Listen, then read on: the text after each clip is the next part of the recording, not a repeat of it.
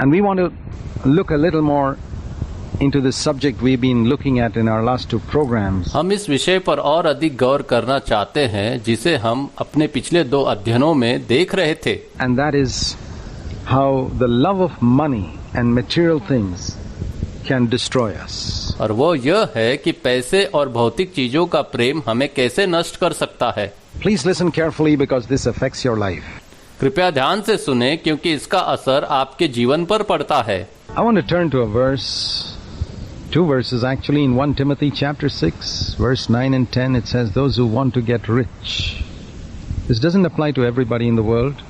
It applies to those who want to get rich. आइए हम 1 तीमुथियुस 6 अध्याय उसका 8 से 10 से 2 वचनों को देखें. इसकी शुरुआत होती है, वे जो अमीर बनना चाहते हैं. यह बात दुनिया में हर किसी पर लागू नहीं होती, यह उन पर लागू होती है जो अमीर बनना चाहते हैं. Do you fall into that category? क्या आप उस श्रेणी में आते हैं? A lot of people do. Even a lot of believers. बहुत सारे लोग आते हैं, यहाँ तक कि बहुत सारे विश्वासी भी. So, if that refers to you, those who want to get rich, then please listen. तो यदि वह जो अमीर बनना चाहते हैं आपका संदर्भ करता है तो ध्यान से पढ़ें. Because the Bible warns you in advance of what's going to happen. क्योंकि बाइबल आपको पहले से ही चेतावनी देती है कि ऐसे लोगों के साथ क्या होने वाला है. Those who want to get rich, 1 Timothy 6:9, will fall into temptation and a snare and many foolish and harmful desires which plunge men into ruin and destruction. जो अमीर होना चाहते हैं वे परीक्षा और फंदे और बहुत सी मूर्खतापूर्ण और हानिकारक लालसाओं में फंसेंगे जो मनुष्य को विनाश और विनाश के गर्त में डुबा देती है. Because the love of money is a root of all sorts of evil, and some by longing for it. क्योंकि पैसों का प्रेम सब प्रकार की बुराइयों का जड़ है और कुछ तो उसकी लालसा करते हुए. Now again, this is not applying to everybody, but those who long for more and more फिर money. यह हर किसी पर लागू नहीं होता बल्कि उन लोगों पर लागू होता है जो अधिक से अधिक पैसे की लालसा रखते हैं. Are you in that category? Those who long for more and more money? आप उस श्रेणी में हैं जो अधिक से अधिक पैसे की लालसा रखते हैं. Here is what Almighty God says will happen. यहाँ सर्वशक्तिमान परमेश्वर जो कहते हैं वही होगा. Some have wandered away from the faith by longing for more and more money and have pierced themselves with many sorrows. कुछ विश्वास से भटक गए हैं जो अधिक से अधिक पैसे की लालसा रखते हैं और खुद को कई दुखों से छलनी कर लिया है. So what are the results of wanting to get rich and longing for more and more money beyond what we need? तो अमीर बनने की चाहत और अपनी जरूरत से ज्यादा पैसे पाने की लालसा के परिणाम क्या है? Falling into temptation, प्रलोभन में पड़ना, falling into the trap of the devil, शैतान के जाल में फंसना, falling into many foolish desires, कई मूर्खतापूर्ण इच्छाओं में पड़ना, many harmful desires, कई हानिकारक इच्छाओं में पड़ना, plunging into ruin, बर्बादी में गिरना, plunging into destruction, विनाश में गिरना, wandering away from the faith, विश्वास से दूर भटक जाना and being pierced with many sorrows. और कई दुखों से छलनी होना. Do you want such a life? क्या आपको ऐसी जिंदगी चाहिए? All you got to do is pursue after money beyond your needs. आपको बस अपनी जरूरत से ज्यादा पैसे के पीछे भागना होगा. Now the Lord is not against our earning our living. अब प्रभु हमारी रोज की रोटी कमाने के विरुद्ध नहीं है. The Lord is not against our seeking to increase our income, getting a better job, earning a higher income. This is not what it's talking about. प्रभु उच्च वेतन के साथ बेहतर नौकरी पाने के लिए अपना वेतन बढ़ाने की हमारी इच्छा के विरुद्ध नहीं है. यह वह नहीं है जिसके बारे में मैं बात कर रहा हूँ. This is talking about a passion. Love is a passion where your heart is possessed. ये एक जुनून की बात हो रही है. प्रेम एक जुनून है जहाँ आपका हृदय एक बंदिश में है. You know what it means when you say a boy and a girl are in love with each other. क्या आप जानते हैं कि जब आप कहते हैं कि एक लड़का और लड़की एक दूसरे से प्रेम करते हैं तो इसका क्या मतलब होता है? They are everything to each other. वे एक दूसरे के लिए सब कुछ है. And when a person loves money like that and wants more and more and more and more, this is exactly what's going to happen to him. और जब कोई व्यक्ति पैसे से इस तरह प्रेम करता है और अधिक और भी अधिक चाहता है तो उसके साथ बिल्कुल यही घटित होने वाला है। And Satan doesn't tell us right in the beginning what all is going to happen if you go along this way. शैतान हमें शुरुआत में यह नहीं बताता कि अगर आप इस रास्ते पर चलेंगे तो क्या होने वाला है। He first lures us by giving us a little taste of the enjoyment of wealth. वो सबसे पहले हमें धन के आनंद का थोड़ा सा स्वाद देकर फुसलाता है। You know, just like people who sell drugs. आप जानते हैं यह बिल्कुल उसी तरह है जैसे लोग ड्रग्स बेचते You हैं। know how they get people hooked on drugs? By giving a little bit of a drug, maybe in a sweet, sometimes freely, to a little child in a school. और आप जानते हैं वे लोगों को drugs की लत में कैसे डाल देते हैं। शुरुआत में वे उन्हें वह मुफ्त में देकर वे स्कूल में एक छोटे बच्चे को शायद मिठाई में कभी कभी थोड़ी सी ड्रग्स देकर शुरुआत कराते हैं। And once the child gets a taste of it, once that young boy or girl get a taste of it, they want more. And then we say they are hooked. एक बार जब बच्चे को इसका स्वाद मिल जाता है, एक बार उस युवा लड़के या लड़की को इसका स्वाद मिल जाता है तो वे और अधिक चाहते हैं। तब हम कहते हैं कि वे कांटे में फंस गए हैं। Like the fish caught in the bait. And they want more and more and more and more. And then the people who sell drugs make their money through that. एक मछली की तरह जो कांटे में फंस गई है वे और अधिक चाहते हैं और फिर जो लोग ड्रग्स बेचते हैं वे इसके माध्यम से अपना पैसा कमाते हैं। So first they give them a little taste, and that's exactly how Satan does it. तो पहले वे उन्हें थोड़ा सा स्वाद चखाते हैं। शैतान बिल्कुल इसी तरह से ऐसा करता है। He increases our appetite for money and material things by giving us a little bit until you have plunged your family and yourself into ruin and destruction. वह हमें थोड़ा सा पैसा और भौतिक चीजों के प्रति हमारी भूख बढ़ाता है जब तक कि आप अपने परिवार और खुद को बर्बादी और विनाश में नहीं डुबा देते। People get into debt to buy this and buy that. लोग कर्ज में डूब जाते हैं यह खरीदने के लिए और वह खरीदने के लिए। And the result is Christians whose lives were meant to build the church are now their lives are being wasted in the pursuit of money. और इसका परिणाम यह है कि जिन मसीहों का जीवन कलीसिया बनाने के लिए था अब उनका जीवन पैसे की तलाश में बर्बाद हो रहा है। That's happening.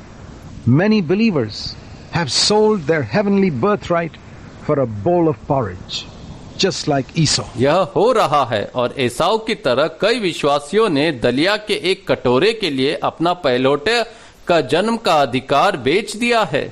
Just think what regret they will have in eternity. जरा सोचो कि उन्हें अनंत काल में कितना पछतावा होगा। And any sensible believer, therefore, will never pursue after accumulating wealth beyond his needs. इसीलिए कोई भी समझदार विश्वासी कभी भी अपनी जरूरतें से अधिक धन संचय करने का प्रयास नहीं करेगा। Just like he will not jump off the 10th floor of a building. जैसे वह किसी इमारत की 10वीं मंजिल से नहीं कूदेगा। Supposing you climb up a building to the 10th floor, if you're a sensible person, you don't jump down from the 10th floor. मान लीजिए कि आप किसी इमारत पर चढ़कर 10वीं मंजिल पर जाते हैं। यदि आप समझदार व्यक्ति हैं तो आप 10वीं मंजिल से नीचे नहीं कूदेंगे। It is more foolish to pursue after money. पैसे के पीछे भागना अधिक मूर्खतापूर्ण है। Why is it people do it then? तो फिर लोग ऐसा क्यों करते हैं? They don't think any harm will come to them. उन्हें नहीं लगता कि उन्हें कोई नुकसान पहुंचेगा। Just like that senseless person who jumps off the 10th floor and thinks no harm will come to him. बिल्कुल उस नासमझ इंसान की तरह जो 10वीं मंजिल से कूद जाता है और सोचता है कि उसे कोई नुकसान नहीं होगा। Oh yeah, he may say other people got hurt, but I'm not going to get hurt. ओ हाँ, वो कह सकता है अन्य लोगों को चोट लगी है लेकिन मुझे चोट नहीं लगने And that's वाली। how a lot of believers run after money till they have destroyed themselves. इसी प्रकार बहुत से विश्वासी पैसे के पीछे तब तक भागते हैं जब तक कि वे स्वयं को नष्ट नहीं कर The देते। pursuit of money and jumping off a 10th floor from a building, both of these actions can destroy you. पैसों के पीछे भागना और किसी बिल्डिंग की 10वीं मंजिल से कूद जाना ये दोनों काम आपको बर्बाद कर सकते हैं। So if you take the warnings of scripture, you will protect yourself. यदि आप पवित्र शास्त्र की चेतावनियां मानेंगे तो आप अपनी रक्षा करेंगे। But if you jump off the 10th floor of a building and you say God will protect me, that's foolish. लेकिन अगर आप किसी इमारत की 10वीं मंजिल से कूद जाते हैं और कहते हैं कि परमेश्वर मेरी रक्षा करेंगे तो यह मूर्खता है। God is not going to protect a person who jumps from the pinnacle of the temple. जो व्यक्ति मंदिर के शिखर से कूद जाता है परमेश्वर उसकी रक्षा नहीं करेंगे। Now, it's possible for a person to say, Lord, I want to know how to be free from this sincerely, and I believe there are many believers like that around the world who are really seeking to be free. अब किसी व्यक्ति के लिए ईमानदारी से यह कहना संभव है, परमेश्वर मैं जानना चाहता हूं कि इससे कैसे मुक्त हुआ जाए। मेरा मानना है कि दुनिया भर में ऐसे कई विश्वासी हैं जो वास्तव में स्वतंत्र होना चाहते हैं। And I want to tell you two things which you can listen to, and both are mentioned in Matthew 22 verse 21. और ऐसे लोगों को मैं दो बातें बताना चाहता हूं जिनका उल्लेख मत्ती 22 अध्याय उसका 21 में किया गया है। You remember when somebody took a coin, somebody asked Jesus, should we pay taxes? And Jesus said, show me a coin. आपको याद होगा कि जब किसी ने प्रभु यीशु से पूछा था क्या हमें कर चुकाना चाहिए, तो प्रभु यीशु ने कैसे उत्तर दिया था? प्रभु यीशु ने उन्हें एक सिक्का दिखाने को कहा। And Jesus said, whose picture is on that coin? They said, Caesar. और फिर उन्होंने पूछा उस सिक्के पर किसकी तस्वीर है? उन्होंने उत्तर दिया कैसर की। And then he made this statement in Matthew 22 verse 21. तभी प्रभु ने मत्ती 22 अध्याय उसके 21 में ये कथन कहे। He says, you give Caesar the things that are Caesar's, and give God the things that are God's. उन्होंने कहा जो कैसर का है वो तू कैसर को दे, और जो परमेश्वर का है वो परमेश्वर को दे। There are two statements here that can deliver you from the pursuit of money. यहाँ दो कथन है जो आपको पैसे की चाहत से मुक्ति दिला सकते हैं। And Jesus was there telling us our responsibility in relation to material things. प्रभु यीशु वहाँ हमें भौतिक चीजों के संबंध में हमारी जिम्मेदारी के बारे में बता रहे हैं। First of all, let's start with the first one. सबसे पहले आइए हम पहले से शुरू करें। Give to Caesar what is Caesar's. कैसर को वो दो जो कैसर का है। Notice, Jesus did not say first give to God what is God's and then give to Caesar what is Caesar's. No, let's get the order correct. ध्यान दीजिए, प्रभु यीशु ने पहले यह नहीं कहा जो परमेश्वर का है उसे परमेश्वर को दो और फिर जो कैसर का है वो कैसर को दो। नहीं, आइए हम क्रम सही करें। He did not put God first here. उन्होंने यहाँ परमेश्वर को पहले स्थान पर नहीं रखा। He said first of all, give to Caesar what is Caesar's. उन्होंने कहा सबसे पहले जो कैसर का है वो कैसर को दो। Secondly, give God what is God's. और दूसरा वो हमें कह रहे हैं जो परमेश्वर का है वो परमेश्वर को दो। He was first telling us to be righteous in money matters. वो पहले हमें पैसे के मामले में धर्मी बनने के लिए कह रहे हैं। And then he was telling us to be faithful in money matters. और फिर वो हमें पैसे के मामले में वफादार बनने के लिए कह रहे हैं। These are two different things. One is higher than the other. यह दो अलग बातें हैं, एक दूसरे से ऊंची हैं। First of all, we got to be righteous in money matters. सबसे पहले हमें धन के मामले में धर्मी होना होगा। And then we got to be faithful in money matters. और फिर हमें धन के मामले में वफादार होना होगा। Okay, what does it mean to be righteous in money matters? This is the kindergarten lesson in money. पैसों के मामले में धर्मी होने का क्या मतलब है? यह पैसे के विषय में बालवाड़ी का पाठ है। This means we must give to Caesar what belongs to him. इसका मतलब यह है कि हमें कैसर को वह देना होगा जो उसका है।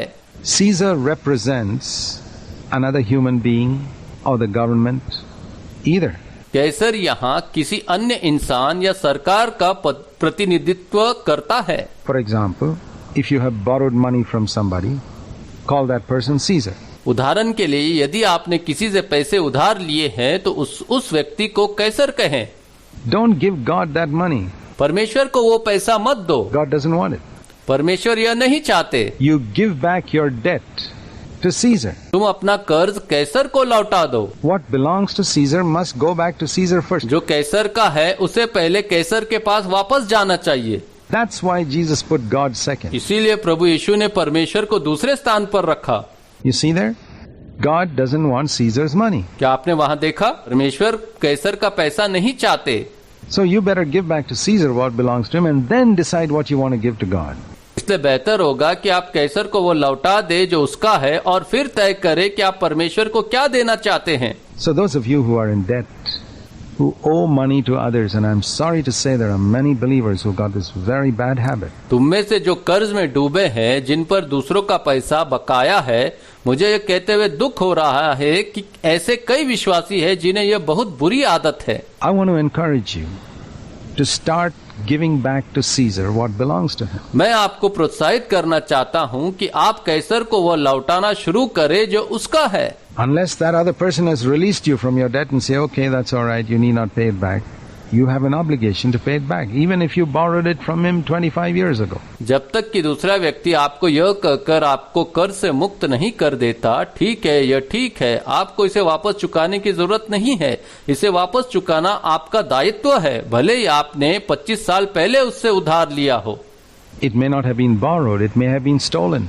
हो सकता है ये उधार न लिया गया हो सकता है यह चोरी किया गया हो. Supposing you have stolen something that belongs to somebody else, maybe his property. मान लीजिए कि आपने कोई ऐसी चीज चुरा ली है जो किसी और की है, हो सकता है कि वह उसकी संपत्ति Maybe हो. you got somebody's book lying with you for many years at home, you've never returned it.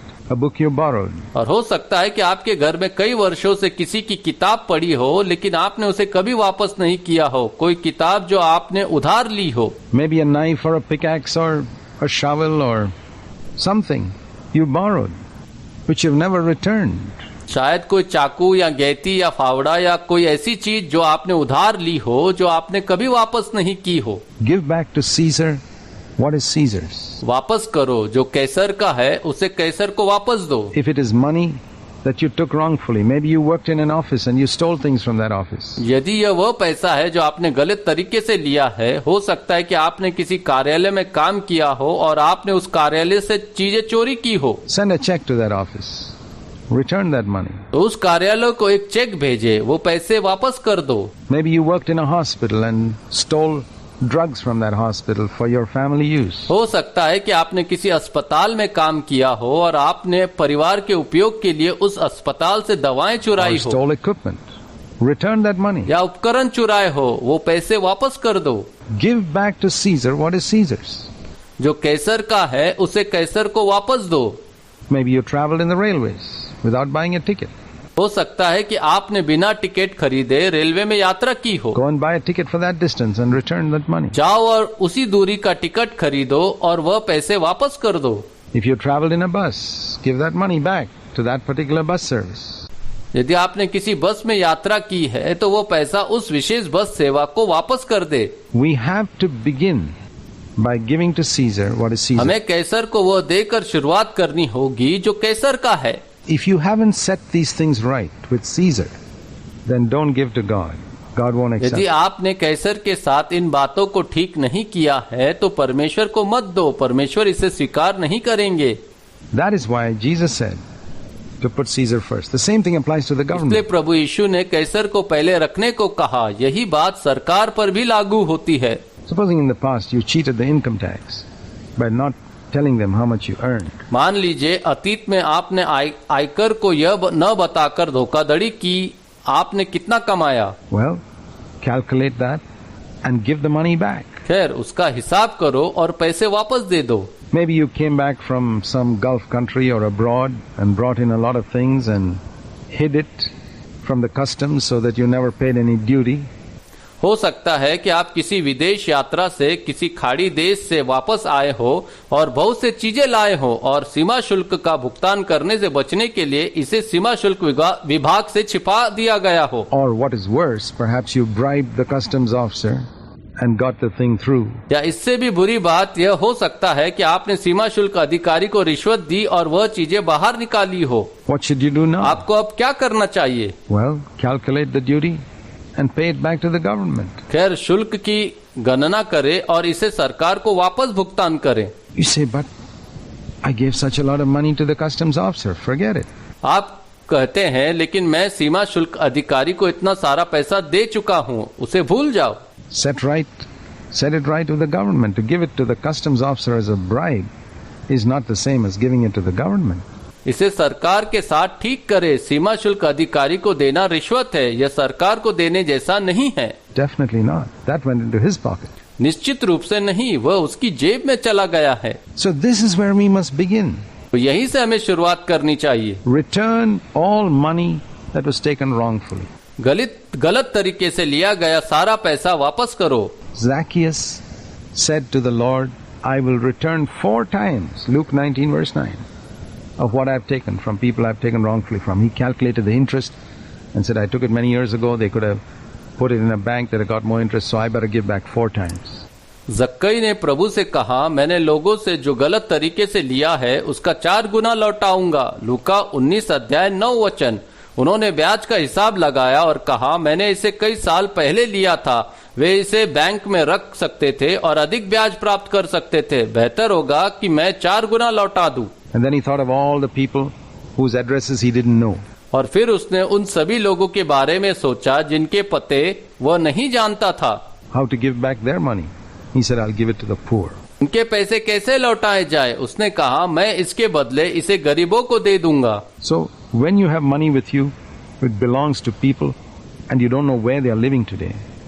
इसलिए जब आपके पास अन्य लोगों का पैसा हो और आप नहीं जानते कि वे आज कहाँ रह रहे हैं, Then you must give it to the church or to the poor.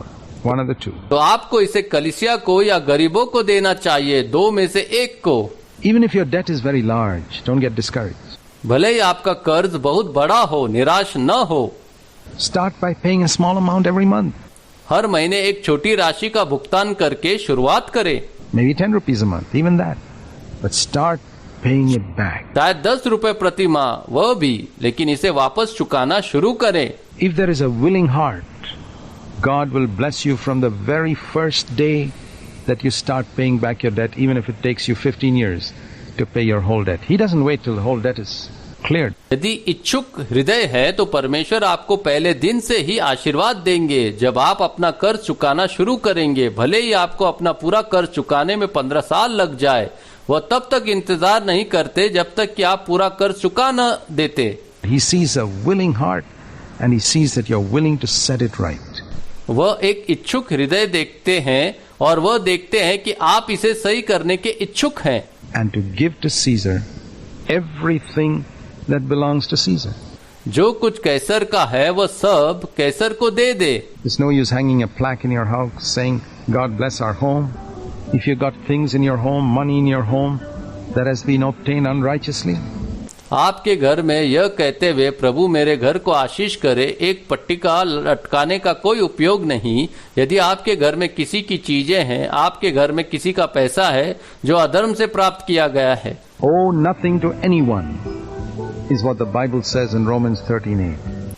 किसी बात के कर्जदार न हो, रोमियो की पत्री 13:8 में बाइबल यही कहती है। Let's begin today. आइए आज से शुरुआत करें। Make a decision right now before the end of this program to give back to everyone what belongs to them. जैसे ही आप इस अध्ययन का समापन कर रहे हैं, अभी निर्णय ले कि उन सभी को वापस लौटा दे जो उनका है।